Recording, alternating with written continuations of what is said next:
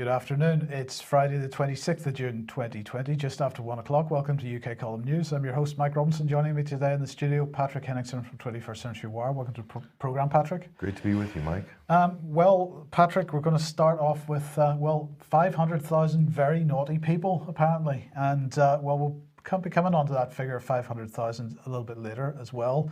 Significant number for some reason. But the Sun here saying that lockdown warning, PM warns of new lockdown after more than 500,000 people swarmed to beaches on hottest day of the year. Tobias Elwood was the main man complaining about this because he got onto Twitter to vent his outrage. And then Matt Hancock decided he would talk about it as well on talk radio, saying, you know, this is really inappropriate. So lots of people enjoying themselves, lots of social distancing going on there. Of course, and what do you expect an Englishman to do when in the hottest day of summer rolls around, Mike? Stay indoors? Well, indeed.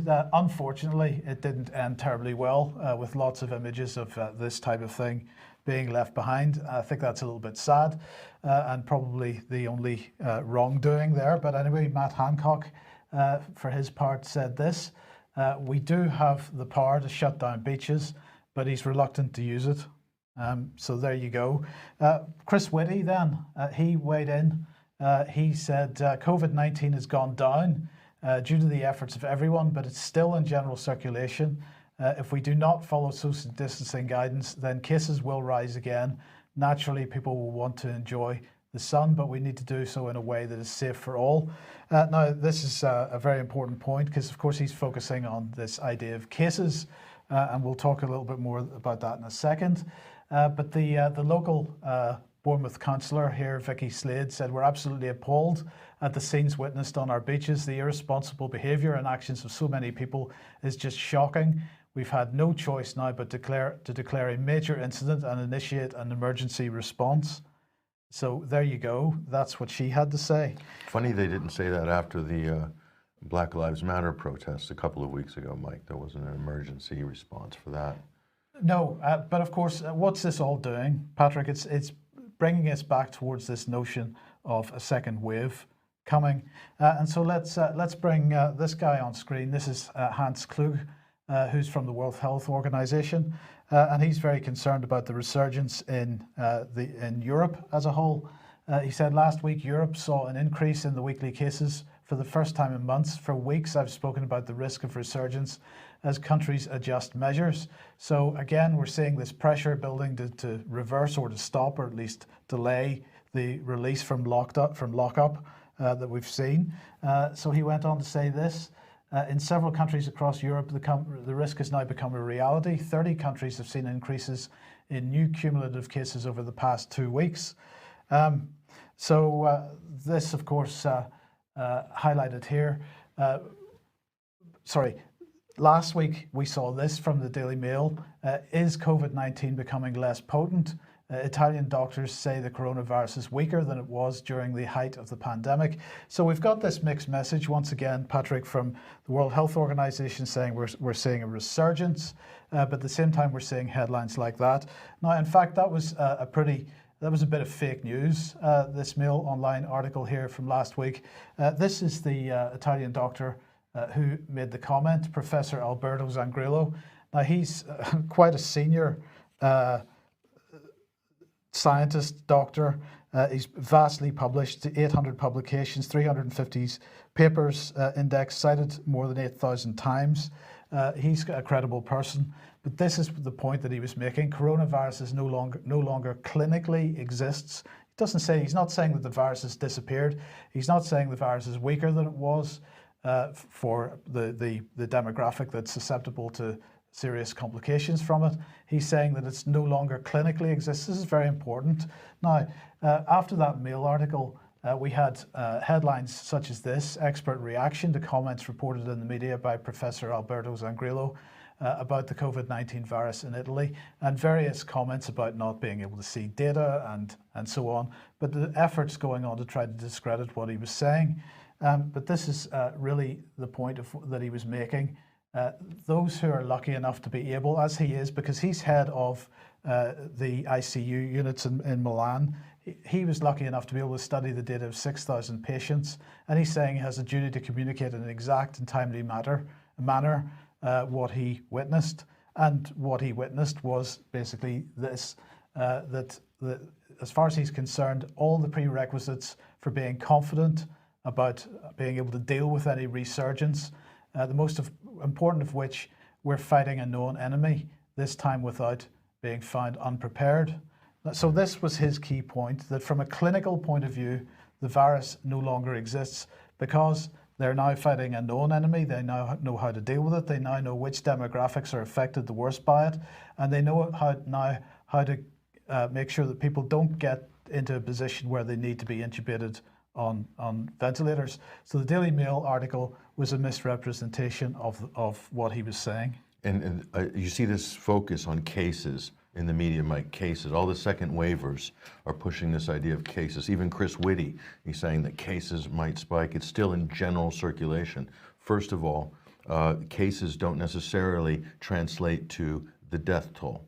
And with more testing, of course, there's going to be more cases. The question is, who are the cases affecting? Who is the most seriously affected within that demographic, which you pointed out? The other thing is the idea that being outdoors, Mike, is somehow dangerous and that there'll be like a scourge of coronavirus infections and fatalities because people are going to the beach. Being outdoors on a hot summer day is probably the safest place in the world you could be if you didn't want to catch the coronavirus. So all of these points, important common sense points, are left out of the dialogue. So the point here being that this outrage in the press about 500,000 people appearing on the beaches, it's reinforcing this notion of a resurgence, of it coming back for a second wave.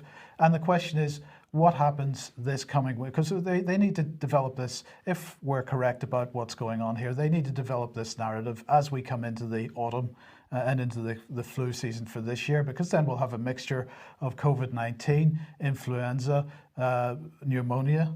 How are we going to differentiate between these? We're going to see more excess mortality. How are we going to know what the cause of this excess mortality is?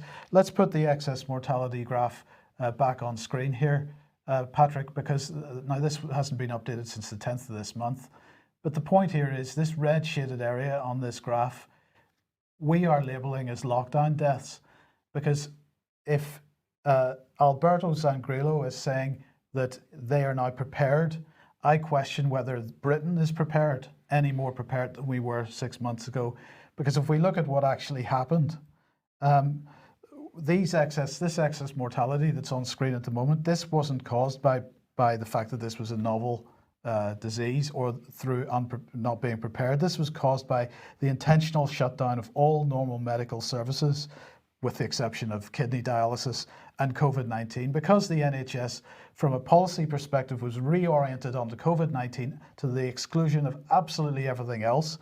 And more than that, it was caused by nursing homes not having emergency support being made available, by blanket do not resuscitate orders in place, and by infected people being sent back to nursing homes from hospitals while there was no emergency support and with do not resuscitate orders being in place. So those deaths that are on screen at the moment, that excess mortality, is caused by policy, not by unpreparedness. And it's still going on right now as we speak. The COVID wards are still being given priority. We've spoken to people recently. This is a reality. How many people, people with heart conditions, people who are candidates for a stroke, early stage cancer, not being screened, not being treated. This is in the millions, Mike. This is a mass, that is an epidemic of giant proportions that's not being really addressed. And all we're still asked to sort of clap for the NHS every Thursday night. But what is the NHS has a backlog of how many hundreds of thousands, millions, potentially, of appointments? Are they ever going to catch up? No. On that backlog? No, and that's pretty much acknowledged now. They're not going to catch up on that. That is the true disaster of this COVID crisis. Absolutely. So let's move on to this then. The BBC saying coronavirus UK councils fear bankruptcy amid COVID-19 costs. Well, where those costs come from, we'll get to that in a minute, Mike, but this is what they're saying, that some of the UK's largest unitary authorities, including Leeds, Wiltshire, Trafford, Thameside, and Barnet, are basically facing bankruptcy because of a shortfall in their budgets. Liverpool's Mayor, Joe Anderson, previously warned that the city may issue a Section 114 notice, that's the equivalent to Chapter 11, I guess, in American terms, but the authority now planning to revise their budget to address a 58.6 million pound shortfall. And they go on to just say Birmingham is one of the biggest local authorities in Europe, forecasting a shortfall of 212 million over the next 2 years. That's after a 17 million government funding tranche already received. So a Section 114 notice would not rectify this situation. So what do we have here? Essentially, we have a situation, Mike, where many of the local authorities around the country are predicting budget shortfalls. They're blaming this on COVID. Okay, so presumably, I'm trying to figure out where they would be, the shortfall in their budget would be, Mike, because are they not collecting council tax? Or certainly all of these bills should be paid. I don't see how this is possible. Well, it is true that the bailiff, the operation of bailiffs was stopped over the last several months to stop people that were falling behind with council tax, stop that money being collected by bailiffs. That situation is coming to an end, and bailiffs are starting to be able to operate again now.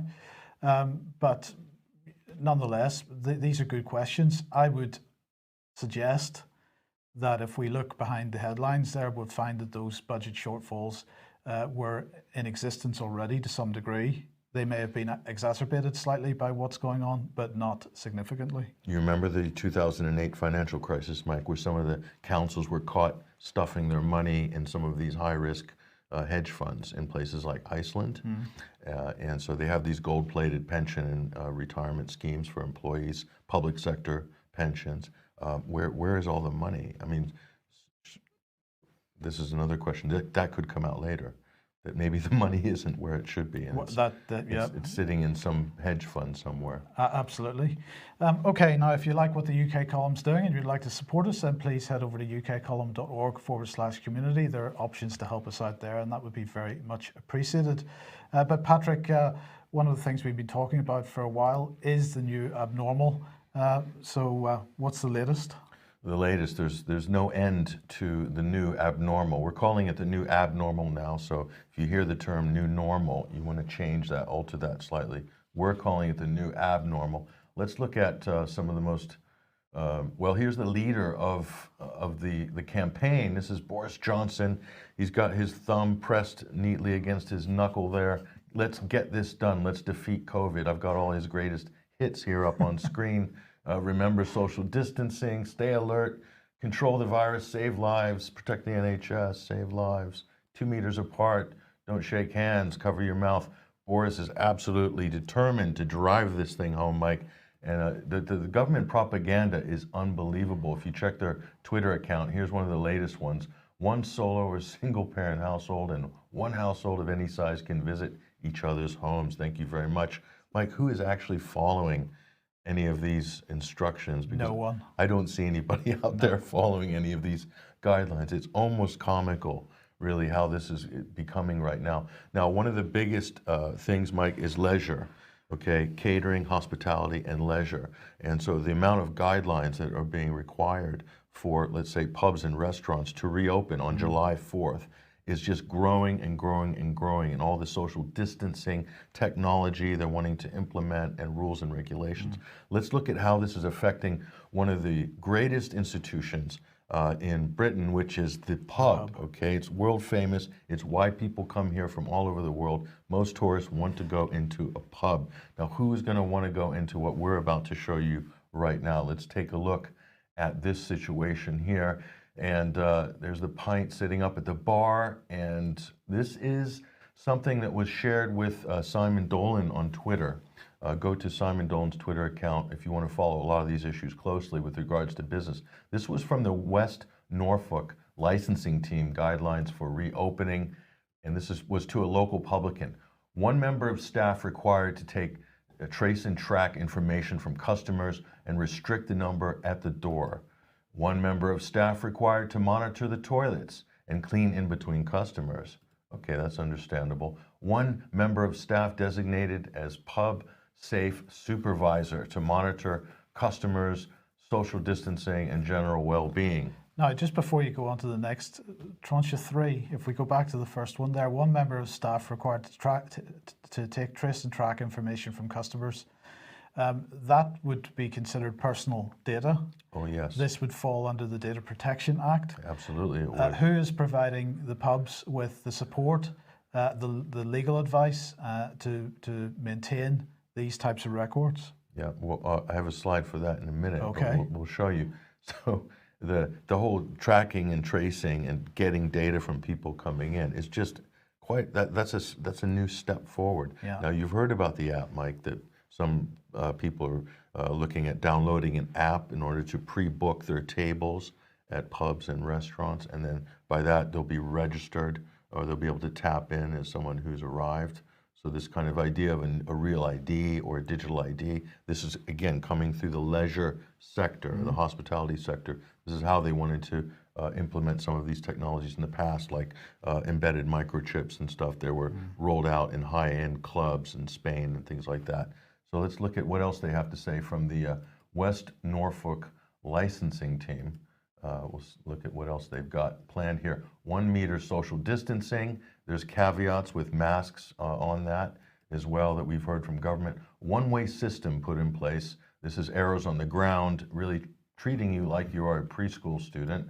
And then no one seated at the bar. Well, it's not really a bar if no one can be seated at the bar, Mike. That means it's not a bar, is it? It's No, indeed. And if you're required to prepay for your beers through an app of some kind, then you can't even go to the bar and pay for your drinks. Yes, yeah. Well, I'll show you what's happening in Ireland in a minute. Table service only. There's a big hint. Yeah. So they will need to transform the way service is done. Contactless payments, cashless society through the back door. And this one I loved. No quiz nights or live entertainment for the foreseeable future. Why would live entertainment be banned? What does that have to do with the coronavirus? Well, singing into a mic may spray coronavirus all over the audience, perhaps. Sure, I don't they know. could put a plexiglass barrier between the musicians and the crowd. That's easily done. It's not quite chicken wire like in the Blues Brothers, but it might work. Quiz nights.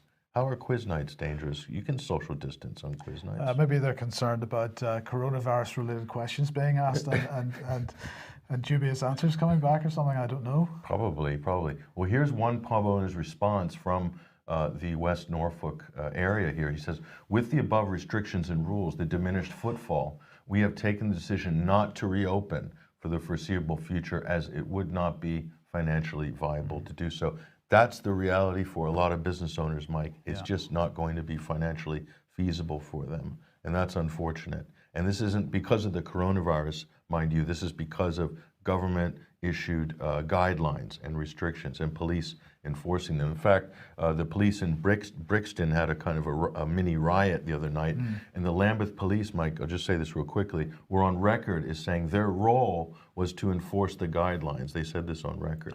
So it's not. Since when did they have a role? The law is that they can't, but now they have a role to enforce guidelines. So it's now what is a role? It's not the law. It's not. It's fairly arbitrary, isn't it? So let's look at what just a legal note here for all pubs and restaurants taking details of customers. This is Francis Hoare. He's a barrister and an accomplished lawyer in London. Pubs and restaurants taking details will be guidance. Data Protection Act 2018 and GDPR are the law. Ignore the guidance, he says. This is a barrister in the chambers in London. So that's interesting, isn't it? Now, Ireland, what is going on in Ireland, Mike? They're taking this on with a new level of enthusiasm that even trumps the British. And I can't for the life of me figure out how and why.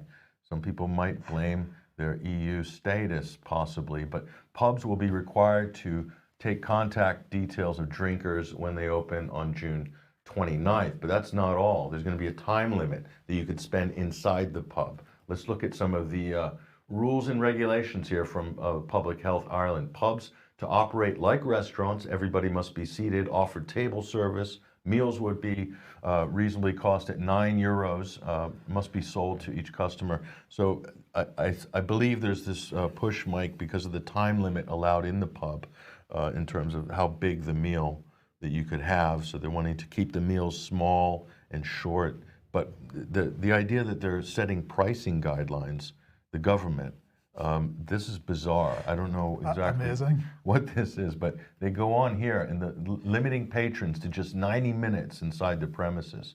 Although this was raised by 15 minutes to 105 minutes after lobbying of the health chiefs from the industry body there in Ireland, Mike. So from 90 minutes to 105 minutes. So you now have to, what, take a ticket and take your seat, and it's like going to the swimming pool or something. You've got a timer. A timer. Maybe there'll be a timer on the table. So, but they go on. It gets even better here. This is where it does get slightly bizarre. When patrons leave the pub or the restaurant, the area they occupied must be left vacant for at least 15 minutes. Mm-hmm. So COVID needs time to rest or time to leave. I don't know. They want to make sure new customers can't go to the old table. Right. Well. Now, if you think about this in the terms of the track and trace apps, right? You are considered to have come into contact with someone if your mobile phone has noticed being beside somebody else's mobile phone for 15 minutes or more. That's why. That's the reason for it. So there is making sure there's separation between people for the apps. So they're not talking about the apps, but the apps they have in mind, don't they, with these guidelines? So customers must be seated at the table except when using the toilet, paying, or departing. So you can't stand up in the pub and like go over to another table and say, "All right, how you doing? Hey, do you want drinks? You got?" No, that's right. That's already made clear. You're not allowed to. If you see somebody across the pub that you're not allowed to wave at them, shout at them, talk to them. You can't. You've got to ignore them. Yeah, definitely don't shout at them. Don't raise your voice. And I thought this was an interesting detail, Mike. Decoration of drinks, i.e. cocktail umbrellas, should be minimized. So very important detail there in terms of health and safety with the coronavirus. So the question, Mike, we're going to ask is, what's going on in the UK and Ireland? Why are they so vastly different than the rest of Europe? And it doesn't, the point is life doesn't have to be a social distancing hell of arrows and restrictions, because there's other European countries, Mike, that are just resuming life as normal and no disasters happening. There's not a genocide. Let's take a look at a gentleman, John Kirby, who we follow on Twitter, and he's got a video, Mike, from Stockholm, just filmed a couple of days ago, and he just went out, took a quick video on his cell phone. Let's take a look at John's video here. Hi, welcome to Sweden. This is Thursday the 25th of June 2020. I just want to show you how normal we are in Sweden. Enjoy. As you can see, people are normal, sitting close, no masks, none of this craziness you're being told here. And this is in Stockholm. We're a street in the south of Stockholm called Hornsgatan, which is the south of the city, and as you can see, everybody's very normal. Carry on a little bit further. It's just a short street. Unfortunately, it's been our midsummer.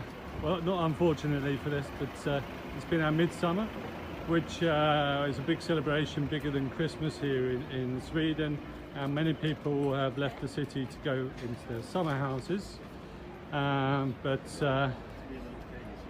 So there's not as many people as normally. But I thought this video was good to show you that we don't have any abnormal here in Sweden. Everybody is living as before. Whatever, of course, there's a few people still afraid, but most of us are back to normal. I hope you enjoyed. Somebody in the chat box there, Patrick, saying the science must be different in different countries. Corona just is different as well. Corona behaves different. I didn't see any stickers, any child stickers on the sidewalk, Mike. I didn't see any stencil, spray painting, COVID, keep your distance signs. I didn't see any masks. I saw old people walking around with no masks. People were just, life is normal. Matt, what would Matt Hancock say? This must be a horrifying scene for Matt Hancock. I mean, what would he think about the Swedes? Well, that certainly does think, but anyway. It doesn't get any better when we look at the club scene, Mike, and I'm going to show you a disturbing video, so we're going to preference this. Do look away if you are easily traumatized by very disturbing scenes. We're going to show this right now, so again, adults, use your discretion if there are children around. Mike, this is clubbing in COVID land. I know this is unbelievable, and you're probably thinking this is some kind of a spoof, but it's not. This really happened. So this is the Daily Mail pushing this out. So this actually happened. Yes, this was via Reuters. So you can see the DJ up there, and look at the punters. They're spaced apart. They're sitting in chairs. So this was a clubbing open in the afternoon because the late night's not really safe because of the corona. So this is happening during the day. Doesn't this look like a real great shindig, Mike? I mean, how much fun would this be? And you're probably asking yourself, who would go for such a thing? What sort of a population would be this conformist? And really just, I mean, you should be rubbishing this if you're a musician or a DJ or anybody. This is in the Netherlands. So they're just test running this new club concept here. This is COVID clubbing, but we're going to replace the acid house smiley face, Mike, with Coroni's back. He's running the show, but he's still a little bit confused. You see them tapping their feet on the ground. Everybody's seated. How much fun is this, Mike? I mean, in terms of a rave, I mean, brilliant. The kids have so much to look forward to. So again, Coroni is very active in the clubs, apparently. Not as active in other places, in supermarkets and at social justice protests. But there they are. They're moving in a new group there. He's found his seat. Isn't that so fantastic? I'm sure they probably have time limits on that as well.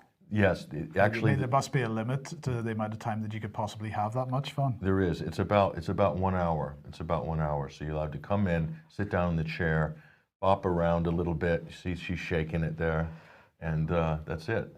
And it's so much fun, isn't it? Yeah, fantastic. Let's go to the Netherlands for a clubbing holiday. It looks like great fun. And she's tapping their feet there. I mean, this is just, it's heartwarming, isn't it?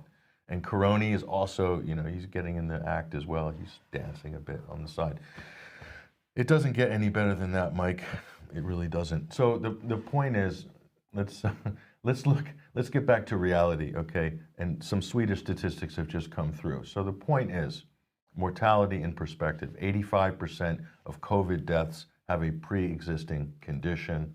90% are over 70, 48% are from care homes, 26% more have home help. So, and 1 death under 20, yet compulsory schooling never closed. So that's the reality in Sweden. So what's the verdict of this?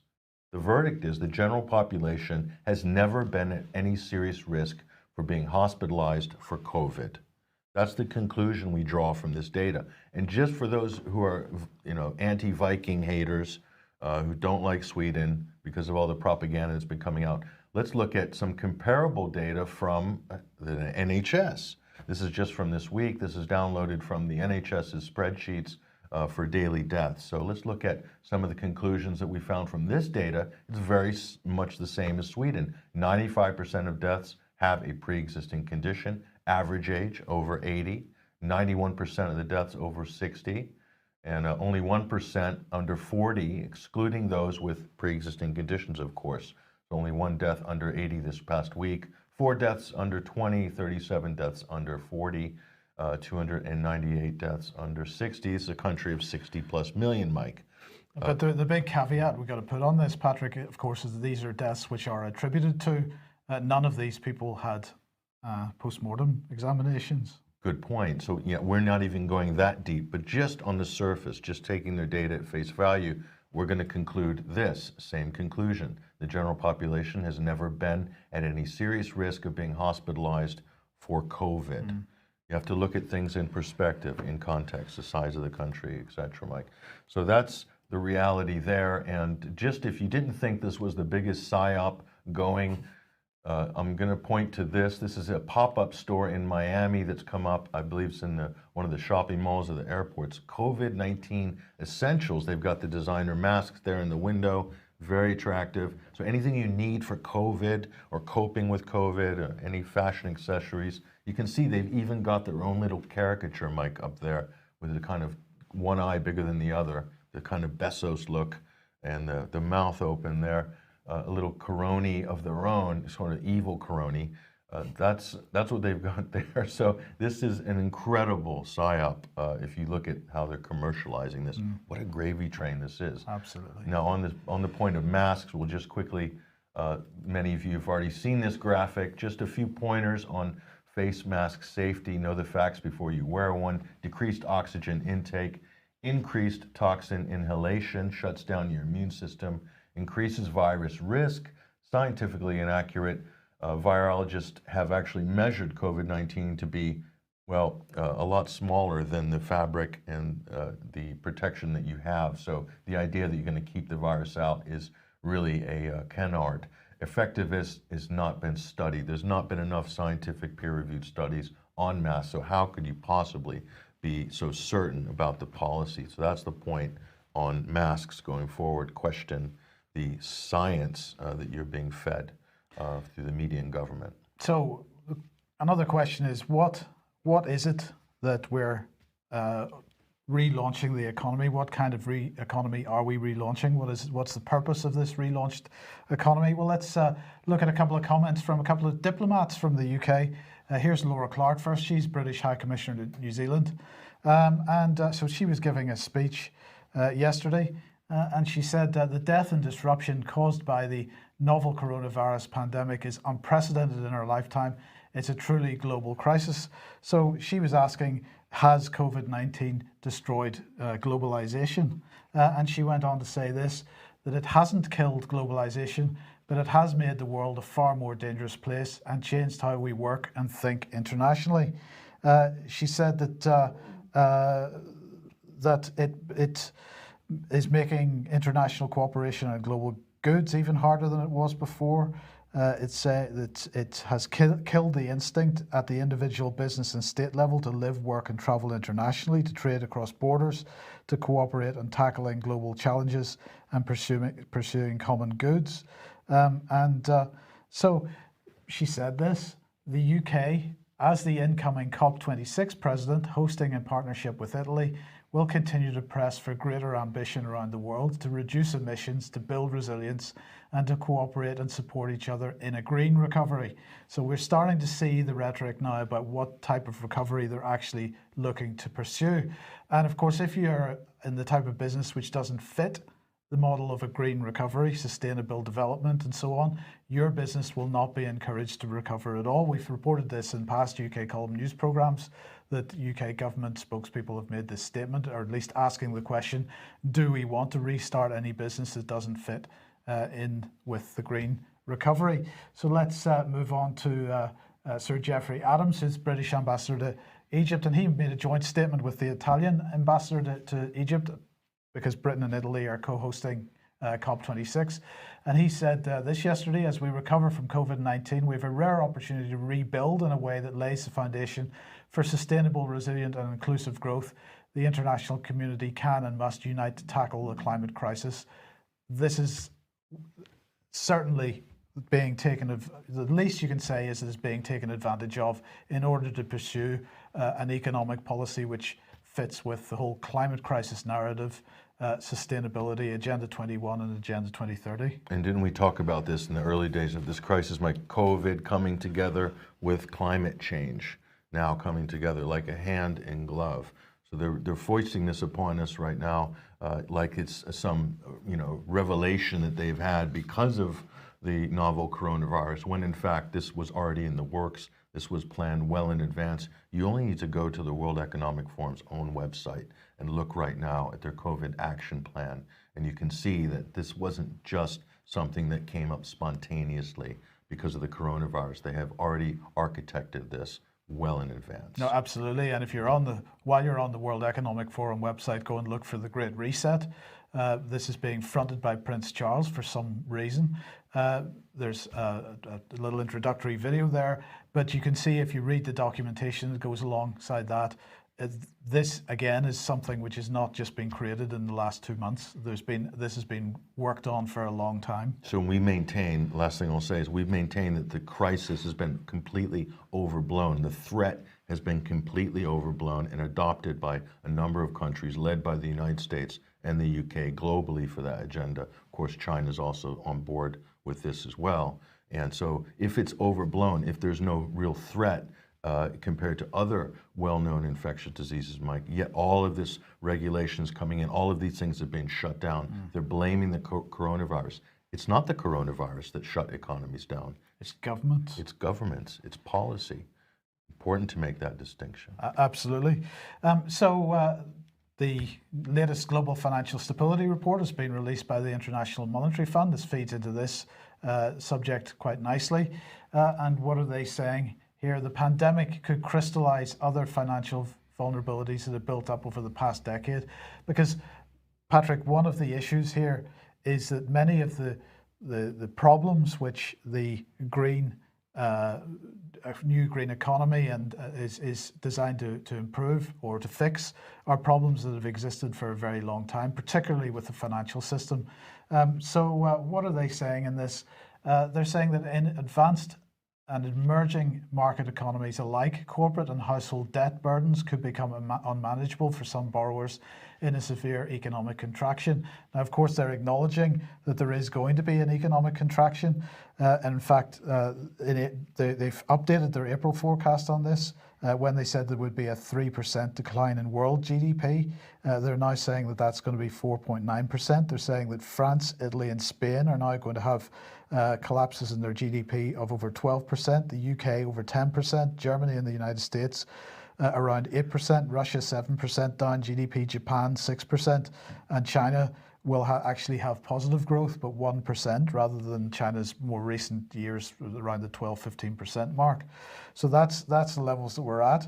And they're saying that the data suggests even deeper downturns than previously projected. So there clearly is going to be a severe economic contraction, and they're saying here that debt burdens are going to become unmanageable for corporates and households. Of course, if you've got corporate debt becoming unmanageable, you've got more companies going out of business, you've got people therefore being laid off, it very quickly becomes a spiral, a death spiral in effect. They say second insolvencies will test the resilience of the banking sector. I'm not convinced that the banking sector actually has any resilience, so that's another potential problem. Third, non-bank financial companies and markets may face further stress, and they'll be including hedge funds in this kind of thing, pension funds, all this kind of stuff. And fourth, some emerging and frontier markets are facing high external refinancing requirements. So what that means is there's a recognition that at some point in the not too distant future, so-called emerging economies are going to have, that already have a fairly high debt burden, are going to have to refinance that debt burden. But the refinancing that's going to be available is going to be much more expensive than it was before. And so that's going to put an even greater debt burden on countries that really can't afford any kind of debt burden in any case. I think what we're seeing, Mike, is on all tiers, from the top financial tier, the elite tier, right down to the sort of mid-majors, down to the smaller businesses, those who can afford to comply or who are able to receive sufficient bailouts, they'll survive. Those who can't will go to the wall and be bought up for pennies on the dollar. We also said this in the first days of this crisis. So a total consolidation of power, eliminating competition, killing off independence, whether they be banks or businesses, and where people with scale can afford to comply or can afford to survive, they will then capitalize on the new green economy going forward.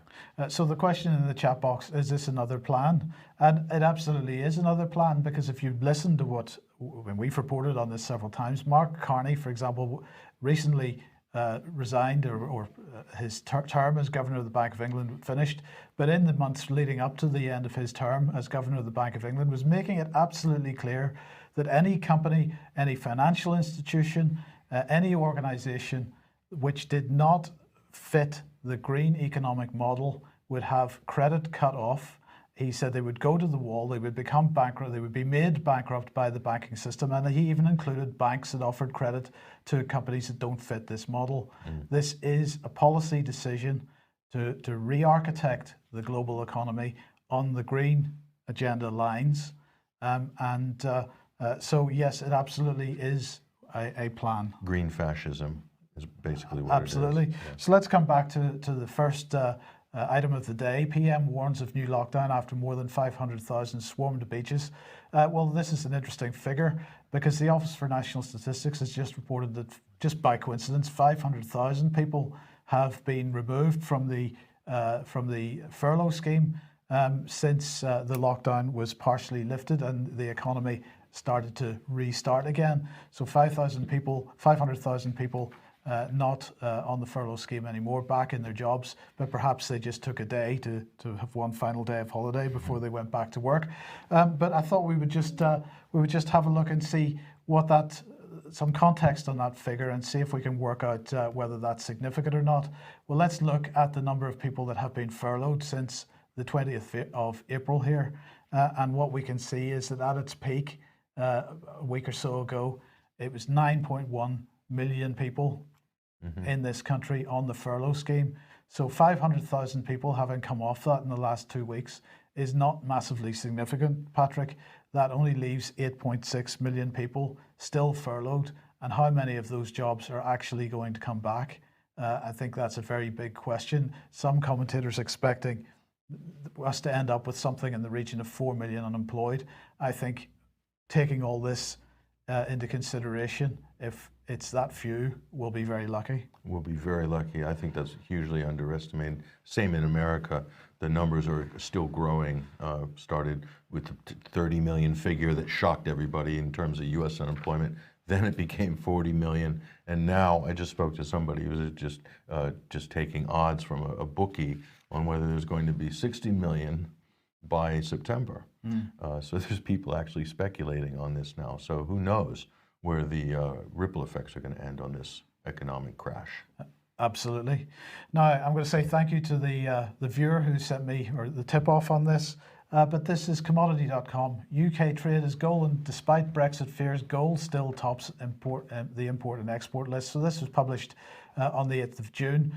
But there was something that was quite interesting on this when we looked at the report, and they were talking about other notable imports in the UK, and it's the last item on that list that I thought was really interesting, Patrick. Human and animal blood, $10 billion worth of imports into the UK on human and animal blood, and I'm asking, well, what is this about? So let's have a look at how this has gone over the last number of years. So this is since 2001, and this is in millions. So as we can see, it peaked. This particular data only goes up to 2018, but it peaked there at around 9 billion or so in 2017, came down off the 9 billion in 2018. As we now know, in 2020, it's back up to 10 billion. What is this about? Well, maybe this gives us a clue.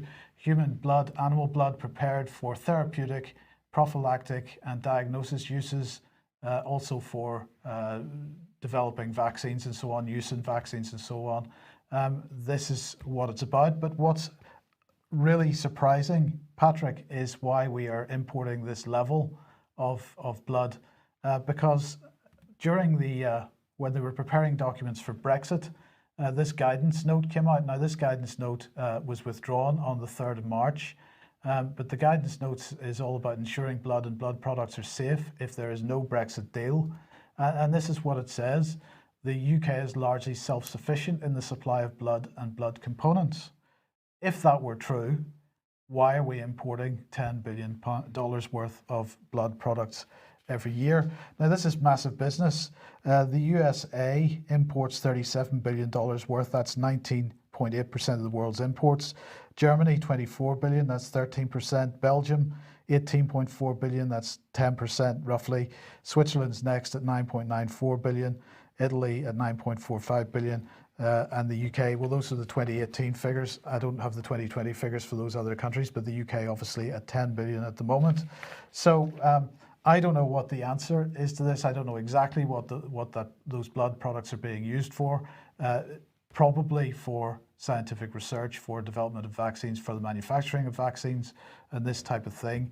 But the scale of it, I was just somewhat surprised about. So if anybody can offer any assistance, it would be much appreciated. And two questions is, where is this coming from? And where's it going? And why can't countries produce this domestically if there's such a huge import? Those would be my two questions. Well, one of the things is absolutely clear, Patrick, is obviously countries are producing it domestically and then they're exporting it to each other. So is there some kind of scientific reason why people want to experiment with blood from other countries? Is it about weapons development? What I mean, there's 100 questions come up on this, and I don't have any answers at the moment. How much is coming from war theaters? That's something off to the side. Not a conspiracy, by the way. That's actually a true query. Absolutely, yeah. Absolutely. Right.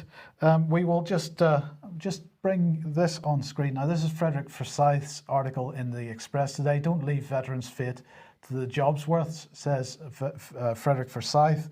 Well, he's talking about Dennis Hutchings, for example. We mentioned him on the programme a couple of weeks ago, who's being prosecuted for an incident which happened in Northern Ireland a very long time ago.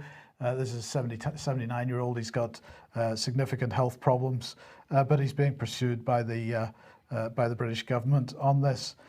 Now, this is despite the fact that he had received a letter from the Department of Public Prosecutions at the time that he had no case to answer. And it's also despite the fact that, from on the IRA side, whenever they were facing legal charges based on that particular conflict, they have not suffered the same historical sort of pursuance by the authorities. So anyway, Forsyth here making the point that in fact it looks like, or at least there's a hint, that the British government is going to reverse its decision, that Hutchins will have to sit in front of a judge only with no jury on this, and that there may be a jury in his case, which is going to be heard next February. Now, he then goes on to attack Johnny Mercer for not offering any support to the veterans that are being pursued for these allegations. Johnny Mercer, of course, the Veterans Minister, so you would have expected him to offer them some support, but apparently not. But this was the bit that was of interest to me. There must be a lot of us who once wore the uniform and carried the blue passport with some pride, who are very fed up with Blondie's handover of us all to the tender mercies of an invisible and ruthless bureaucracy. So Blondie, of course, is our illustrious leader. Alan Johnson. Yeah, indeed. But what is this ruthless bureaucracy that he's talking about? Is he talking about the legal system, perhaps? But he's also perhaps hinting at the bureaucracy that we've been talking about for quite a long time now, headed up by Mark Sedwill. And I just wanted to highlight the fact that Mark Sedwill, not a very happy bunny at the moment. He may be in charge of all this infrastructure and apparently king of the country, but he is being pursued. And the Financial Times now, finally, this has broken into the mainstream press. We've been talking about it for a couple of weeks, that there seems to be this massive spat going on within Whitehall.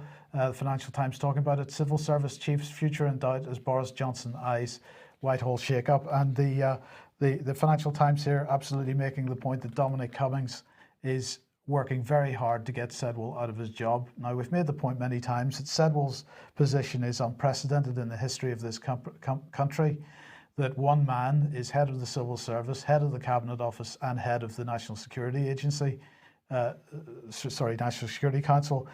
At the same time, this is an unprecedented level of power in the hands of one man, and Cummings clearly unhappy about that, and the Times absolutely making it clear that the restructuring of the civil service that Dominic Cummings has been working towards for quite some time now will also include Mark Sidwell's head. I don't think that's a bad situation. Proverbially. Yeah, absolutely. Well, we hope so. Figuratively. Figuratively, we presume. Well, firstly, I want to say it's great to see the Financial Times is watching the UK column diligently, so they know where they're getting their stories from. But Mike, isn't the fundamental issue here is this battle between power in the Cabinet Office, the sort of the gray power in the Cabinet Office, and ministerial power or government power from the House of Commons. And so when did this start? This started under Tony Blair. It did, yes. This restructuring. Yes. That's the fundamental battle going on, isn't it? It seems to have come to a head at this stage. It has been accepted since Tony Blair up until the last couple of years, and increasingly because Sidwell's position was only ever supposed to be a temporary position, as he has held on to that power, more and more people starting to ask questions. And once Boris Johnson became Prime Minister, he brought some people in with him, including Cummings, clearly deeply unhappy with that situation, and they see it needs to be changed. Right now, we're just going to quickly end on this, Patrick, because on Wednesday we were making the point about the START treaty talks, the New START treaty talks, which have been taking place in Vienna, and the fact that the United States baiting China, China no intention of taking part in these talks, but the United States trying to draw them in for whatever reason, a reason known only to themselves. And they even had positions at the table for the Chinese, who clearly had already stated that they weren't going to go. The Secretary of State for Defence, Mark Esper, is in Brussels today to meet Jens Stoltenberg at NATO headquarters, and they gave a press release. This is what they said. This is what the press release said. Jens Stoltenberg and Secretary Esper agreed that China, as a rising global power, has a responsibility to take part in global arms control. In other words, those seats need to be occupied as far as they're concerned. But this is really just China baiting, as far as I can see. So they're trying to strong-arm China into these bilateral arms negotiations, Mike, and China's saying that this has nothing to do with us. Go ahead and do your thing with Russia. Don't drag us into it. But what they're attempting to do, Mike, I think, is they want China in because then they'll be able to pull Iran in as well. And that's probably the U.S.'s number one objective, is to fold Iran into some of these missile restriction treaties so that they don't have at least short or medium-term missile capabilities in the Middle East. Of course, we all know who's calling those shots for the United States. That's Israel's special request to Washington. So, but they'll need China to do that, because China and Iran are very close. And if China comes in, they might be able to influence with Russia some kind of Iranian cooperation. Doesn't look like it's going to happen right now. No, indeed. Well, look, we'll leave it there for today. Thank you very much, Patrick, for joining us. Thank you for joining us. I hope you have a great weekend. Don't be silly on the beaches, and enjoy yourselves. We'll see you on Monday at 1 p.m. Stay safe. Stay safe. Control the virus. Absolutely. Have fun at the beach. Bye-bye.